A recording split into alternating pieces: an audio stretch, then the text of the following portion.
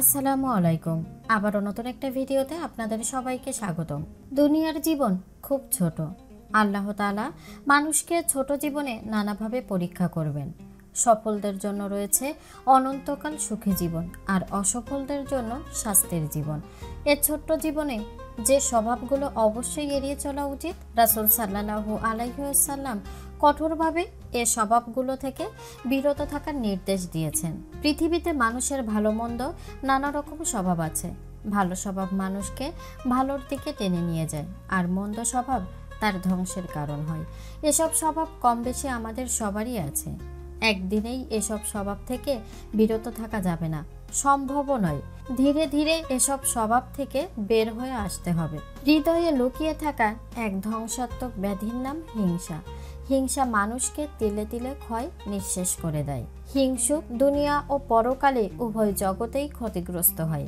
হযরত আবু হুরায়রা রাদিয়াল্লাহু তাআলা আনহু বলেন, নবী সাল্লাল্লাহু আলাইহি ওয়াসাল্লাম বলেছেন, তোমরা ধারণা করা থেকে বিরত থাকো।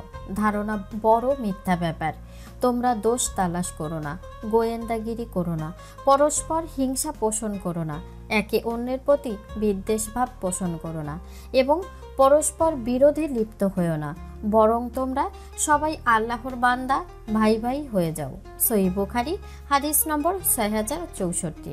অহংকার এটি শুধু আল্লাহর গর্ব। কোনো বান্দার অহংকার করার অধিকার নেই। কি নিয়ে অহংকার করবে? তার সবকিছুই আল্লাহর দান। আল্লাহর দেওয়া নিয়ামত নিয়ে অহংকার করা, অন্যকেও দুর্বল মনে করা, সত্যকে অস্বীকার করা, মানুষকে তুচ্ছ তাচ্ছিল্য করা, এগুলো সব অহংকারের বহিঃপ্রকাশ। হযরত আব্দুল্লাহ ইবনে মাসুদ রাদিয়াল্লাহু তাআলা আনহু থেকে বর্ণিত, নবী সাল্লাল্লাহু আলাইহি ওয়াসাল্লাম বলেছেন, যার অন্তরে অনুপরিমাণ অহংকার থাকবে সে জান্নাতে প্রবেশ করবে না।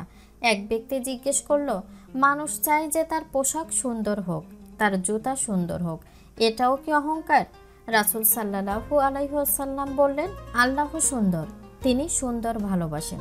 অহংকারের সংজ্ঞা দিতে গিয়ে রাসূল সাল্লাল্লাহু আলাইহি ওয়াসাল্লাম বলেন, প্রকৃতপক্ষে অহংকার হচ্ছে দম্ভভরে সত্য ও ন্যায় অস্বীকার করা এবং মানুষকে ঘৃণা করা। সহিহ মুসলিম হাদিস নম্বর 166। আত্মতৃপ্তি মানুষকে শেষ করে দেয়।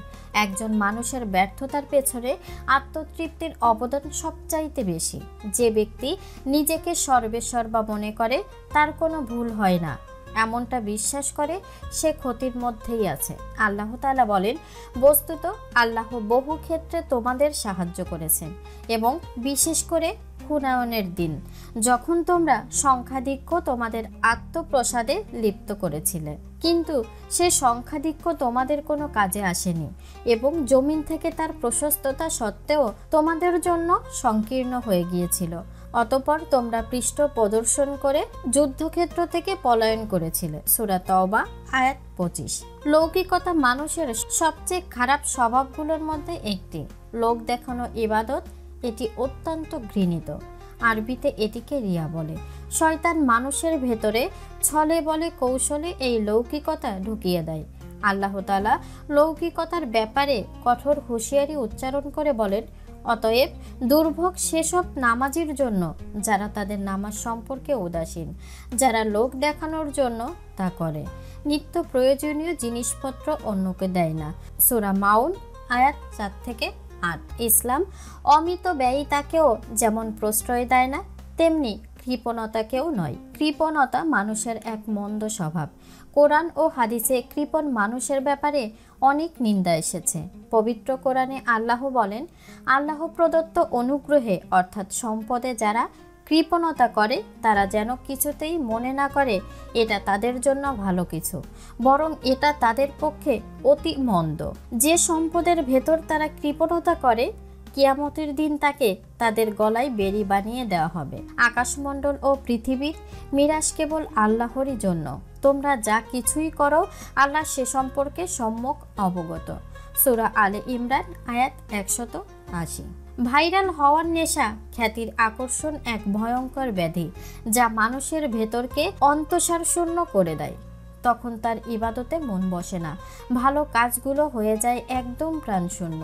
হযরত কাব বিন মালিক আল আনসারী রাদিয়াল্লাহু তাআলা আনহু বলেন, রাসূলুল্লাহ সাল্লাল্লাহু আলাইহি ওয়াসাল্লাম বলেছেন, দুটি ক্ষুধার্ত নেকড়ে বাঘকে ছাগলের পালে ছেড়ে দেওয়া হলে পরে তা যতটুকু না ক্ষতি সাধন করে, কারো সম্পদ ও প্রতিপত্তির লোভ এর চেয়েও বেশি ক্ষতি সাধন করে তার ধর্মের। জামে তিরমিজি হাদিস নম্বর 2376।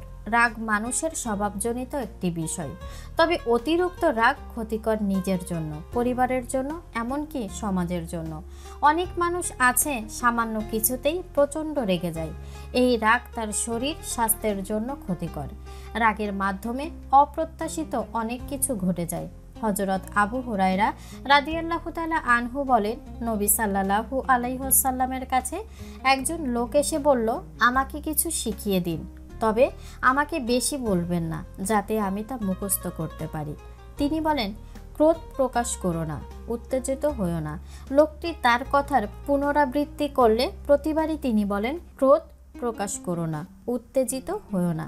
জামে তিরমিজি হাদিস নম্বর 2020। পৃথিবীতে আল্লাহ তাআলা যা কিছু আমাদের দিয়েছেন তার মধ্যে গুরুত্বপূর্ণ সম্পদ। ধন সম্পদ আল্লাহ প্রদত্ত অনেক বড় নিয়ামত, তবে ধন সম্পদের প্রতি অতিরিক্ত লোভ লালসা কল্যাণকর নয়। এই সম্পদের লোভ অনেক সময় তাকে পাপের পথে নিয়ে যেতে বাধ্য করে।